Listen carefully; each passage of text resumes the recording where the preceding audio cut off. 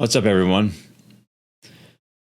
So I was going to try to script this video, but I couldn't write anything out because it's too difficult. And I figured it better to, instead of scripting this video, to just speak from my heart a little bit. If you've been watching my content since its beginning, almost 8 years ago, and you noticed the little dog that kind of the channel mascot, Lil Raz. His name was Rozzy. I got him when he was 12 weeks old. And I'm going to do my best to not cry. You won't see me cry in this video because I'll cut it out when it happens. I got him in 2009. It was the first year of my now long over marriage. And I bought him for my ex-wife. Now, Lil Rozzy was a Lassa Apso. For those of you who don't know, it's a hypoallergenic breed. They're very stubborn, very difficult to train, but once you do, they're one of the most loyal breeds that there is. They're always very suspicious and not trusting of people they don't know, and they're one of the only actual dog breeds that recognizes people by sight instead of smell. They've only been in the United States since like the 1960s, and they were a gift from the Dalai Lama because they were bred as Tibetan monk guard dogs. So they would alert dogs. They would alert Tibetan monks when people that were unfamiliar looking were approaching the temples. And anyway, that's just a brief thing about that. Back to the point. I bought him, Lil Raz, for my ex-wife when he was 12 weeks old. And I wanted to get a Lassa Apso because my parents had one named Gizmo, and Gizmo was such a funny little dog, such a funny personality, and I really liked the breed. I just thought they were so cool and so chill, and it really resonated with me, how chill and I guess in a way not trusting they are of people, of strangers. And so I got Lil Raz as our first, and I guess I should say now only family member in that family. And man, he was so much fun. Just a stubborn little booger that he was hard to train, but man, he brought so much joy in my life and in my ex-wife's life too. He was just such a silly, energetic, and also very just calming presence to be around. Sweetest little dog ever. Fast forward, in about 2000, I'm trying to remember the exact year, 2000, I want to say 16 or 17, Lil Raz got diagnosed with bladder stones, and not the kind that you can change a diet and have it dissolve. They had to be surgically removed, calcium oxalate stones. So we were a bit scared, and we took him in, and they were going to do surgery because if you don't, a stone could get lodged in the urethra and he could die that way. We didn't want that. So we paid for the surgery, and we got him the surgery, and they did note, though, a couple things in x-rays. So they said, okay, first off, Lil Raz has had a heart murmur since birth, just a low-grade heart murmur, which just means it puts him at greater risk for heart disease when he's older, and it also meant that you got to be more careful when he gets anesthesia for anything because his heart's not as strong as it should be. And they also said that he had a thickening wall in his intestines, and just to keep an eye on it, nothing to be too alarmed of now. Well, Lil Raz, he got through surgery great, and then but whatever antibiotics they put him on kind of gave him this form of permanent bowel inflammation. And so it took us forever to find the right medication because you don't want them on antibiotics their whole life, because we found out essentially what it meant he had antibiotic responsive irritable bowel syndrome, which is pretty much he has to be on some kind of antibiotic or he has diarrhea all the time. but we found Tylen powder, which is generally very safe and used for horses to control stomach inflammation, and it's approved for all animals. And so we just gave him that with every meal, and he was fine, never had diarrhea again. And then but he also had to be on a prescription diet to prevent more stones. He has to go out to the bathroom more often than a normal dog, just to make sure his bladder is clear so stones don't form. So his maintenance went up, but man, it was worth it. I didn't care. I love that little dog so much. And you see he's here on my shirt here. Come 2018, my ex-wife and I, we got divorced, and I'm not going to go in detail about that, specifically what happened there. If you've been watching my content for a long time, you'll know what happened. And it was really rough on him because I was the pack leader to him. I was the disciplinarian. I was the one who roughhoused with him. And my ex-wife was the one that always just cuddled with him. He wasn't a big cuddler with me because he knows when that happens, I was going to tease the shit out of him. But so for the first few months, my wife and I were separated. We tried sharing him, and it didn't work because first and foremost, it's really hard. Even if you try to socialize Lassa Apsos, they generally don't like other dogs. It's pretty rare that they do. And he hated other dogs. And before our divorce was even final, my ex-wife got another dog. So he was already over there and hated it because he felt like he was in competition for affection from another dog.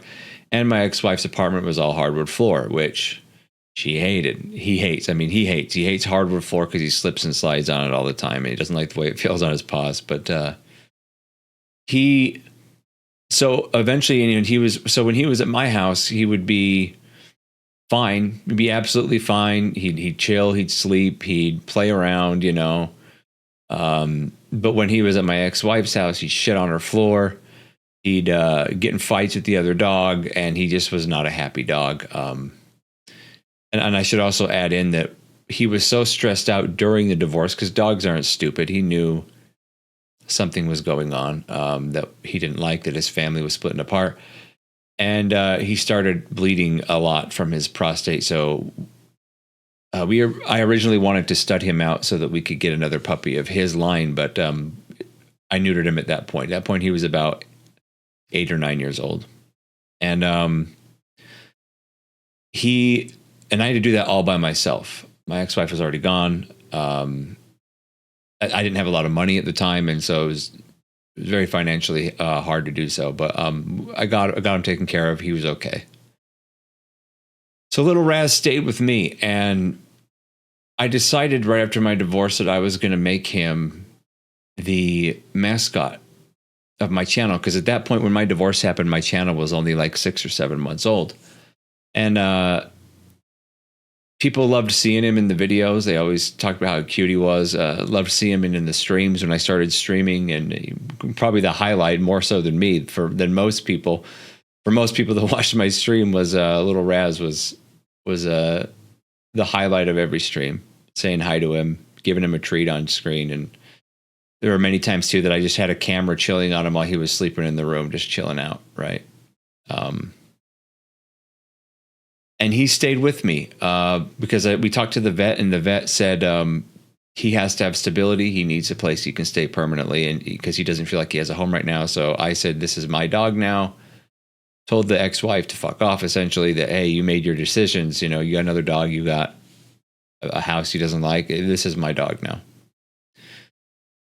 And man, Lil Raz is a champion. He stuck with me. He's like my little shadow, man. He followed me everywhere. If I walked past a room and he saw me walk by, he would just immediately get up and follow me, see what I was doing. He also had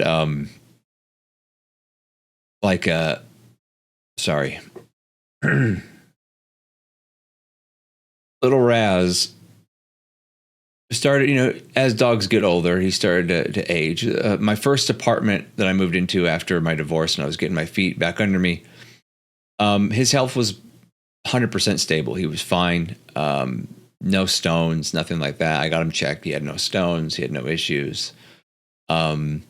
But slowly little things started to creep up around the end of that first place. He had an autoimmune disease that cropped up a little bit that made the cells in his nose attack his nose, and his nose would bleed a little bit. I had it checked out. They're like, no, it's not cancer or anything like that. You just got to give him, whenever it flares up, because it's a one that comes and goes. When it flares up, give him a couple pills and he'll be okay. So that went away eventually. That only lasted like 8 months, and then it never came back. And then I moved again so I could live up closer to, at that point, my new girlfriend, who we're not together anymore. It's irrelevant, but he really liked her too, and she would come over and give him toys and stuff, and he was such a happy little dog all the time, little sassy shit too, and he was just so funny. The most unique personality I've ever seen. He acted tough, but he wouldn't hurt a fly, man. He was scared of trash bags people leaving their yards during the fall when they're full of leaves. He was scared of those trash bags. So he was a huge coward, but he acted tough. I know he started getting a bunch of ear infections in my next place. And we got them treated, and did my best with that. But eventually it was partly because he was getting older. At this point he was 12 going on 13.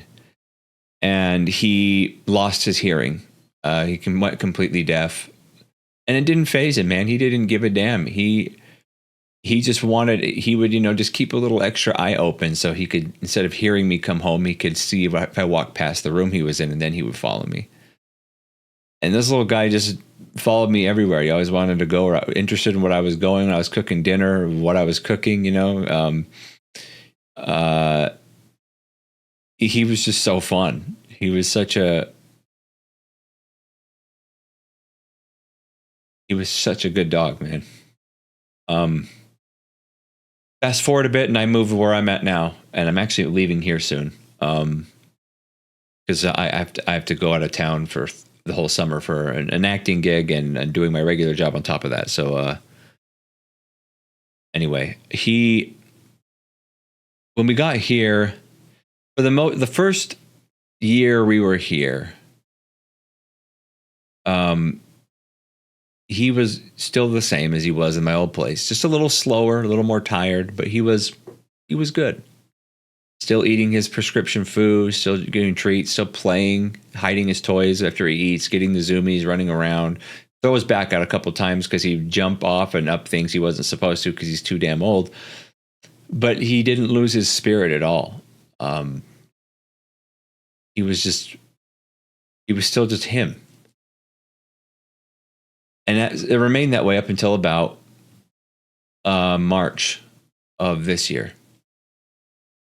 So last month, about a month and a week ago. And I noticed he started to not eat his food, which is super rare for him. Mealtime is his favorite time of the day, and he would inhale anything I put in that bowl without fail. He lived for food and me dropping things on accident and him getting to eat them.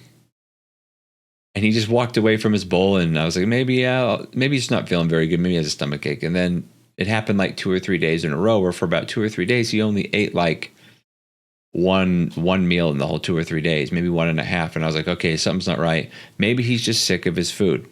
He's been on it for 9 years at that point. Maybe he needs something else.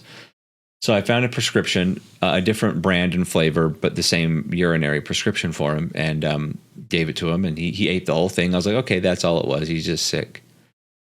And the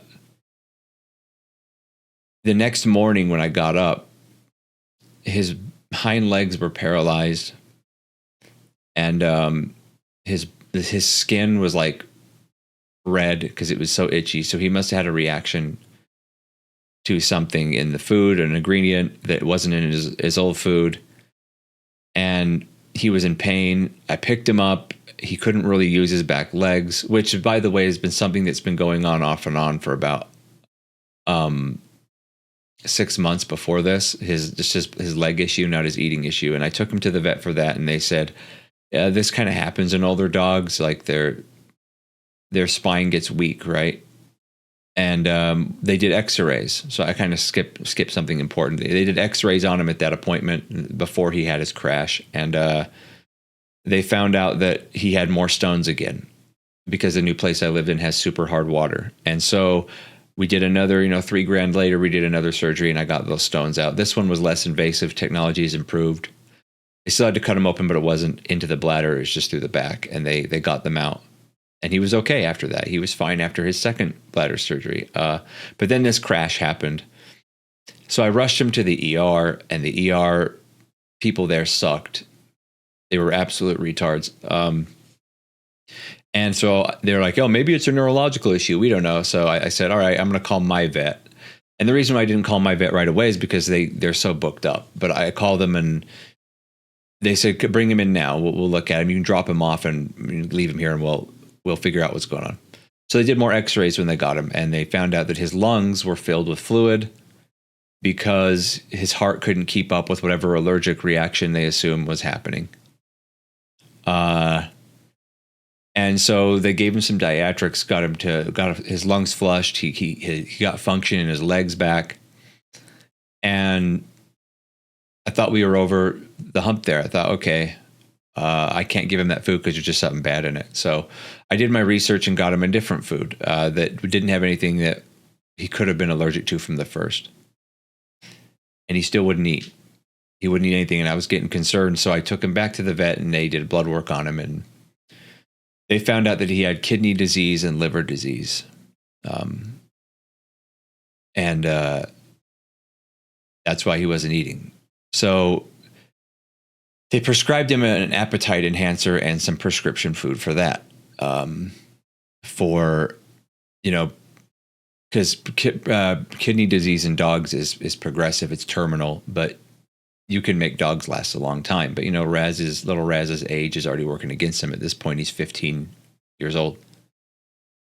So I gave him the food. He ate it once, and then he never touched it again. And this was the pattern that we went through. Even on the appetite enhancer, they gave an appetite enhancer too. Anything I gave him, it didn't matter whether it was kibble, dry food, prescription food, not prescription food, home-cooked meals. I home-cooked several different kinds of meals that would be appropriate for both his kidneys and his bladder. He'd try some of it once and then never eat again. And I started to see that he was associating all food with making him feel sick. And so he was starving himself.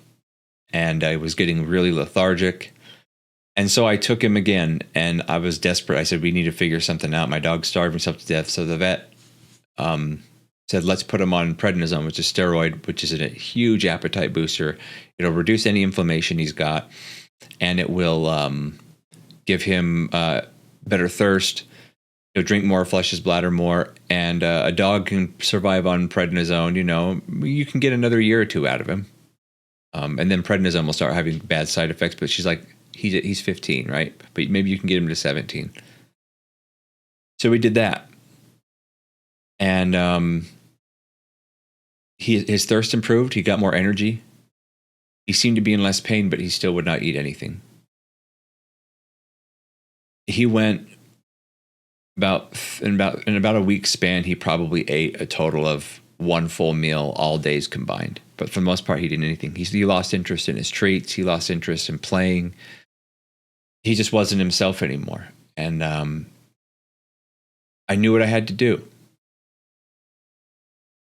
It was time for me to say goodbye. I couldn't watch him suffer like that. He's my best friend.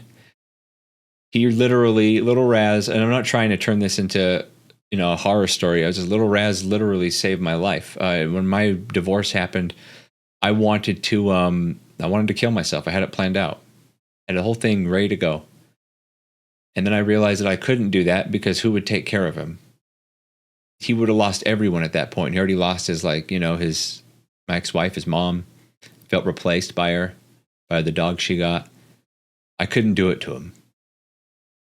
And I'll be the first to admit, after my divorce, man, I was really angry and bitter for a while. Like I was in a really dark place for a while, and he kept me sane. He kept me through it.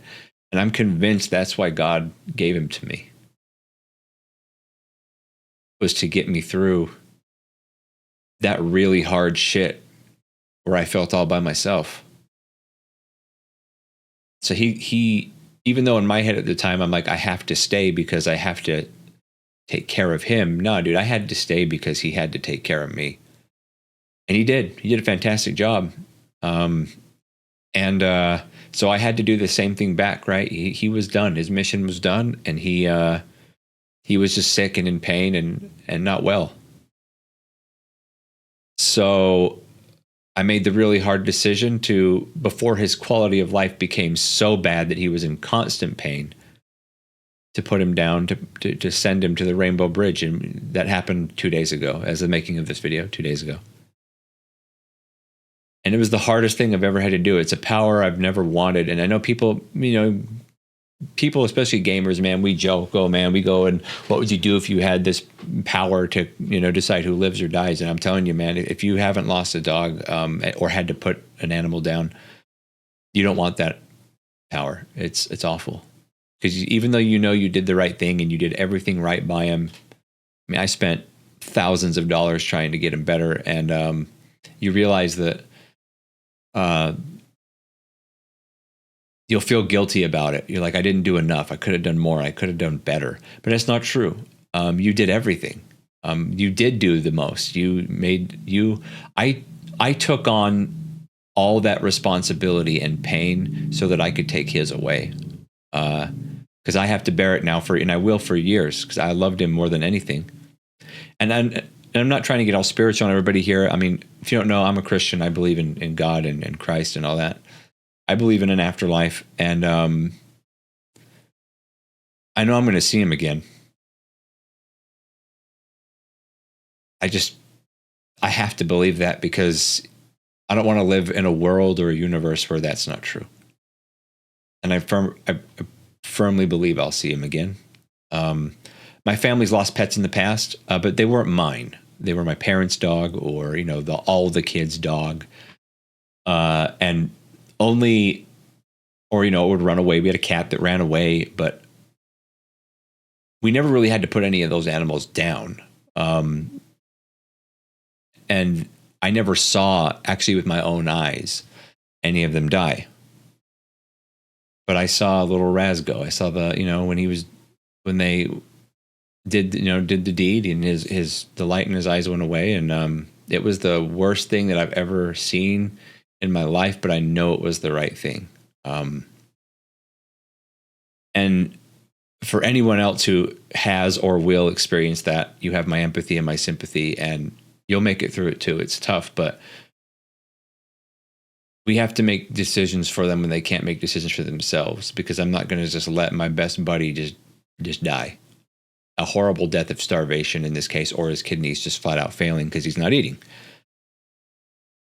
So yeah, that's what happened to Lil Raz, but I know he's in a way better place than we are right now. This place is a shithole compared to where he's at. And I know I'm going to see him again. So, but to immortalize him, essentially, he's definitely not being changed from the mascot. Any other dogs I may get years down the line, I'll just add them to the banner as additional. But Lil Raz is always up front. And I just added angel wings and a halo to him, and you'll notice in the channel. But anyway, guys, I wanted to make this video. I'm not monetizing this video. I just wanted to talk about my dog, and the best friend and a companion any human being could have ever asked for. And I hope that if you guys have pets out there, even if it's a puppy, even if it's only 1 year old and you got a lot of time with them, because Raz lived to be a little over 15 and a half. Man, just spend time with them. Pet them as often as possible. Don't beat yourself up when you feel you over-discipline them, but check yourself so you don't look back and regret times that you maybe not mistreated them. I never mistreated my dog, but like when you maybe tugged on his leash too hard because he's pissing you off, or if he got something in his mouth he's not supposed to have, or he shit or pissed on your carpet. Like, sure, discipline them, but do it kindly. There's a few times I wasn't as kind as I should have been, and I regret that. But I know he doesn't blame me for it. I mean, I'm imperfect, and I fuck up just as much as anybody else. But Anyway, guys, I'm going to stop blabbing on. Thanks everybody so much who's been on my Discord and who's watched me, who's been very supportive and helpful. I didn't realize how big my circle is that cares about me until this happened. Not just, with immediate people and people I know in real life, but online too. It's been amazing. I appreciate it. Thank you so much. I'll get back. I mean, I know I'm moving soon, so streaming and video content will go very slow, but I'll permanently be back again in August at a new place. So after the acting job is over, but I'm going to try to still stream and get you back to YouTube videos once I get a little more emotionally stable here this week and recover a little bit. But thank you so much, guys. Take care of yourselves. Love your pets. Love each other. And as always, my friends, keep it real.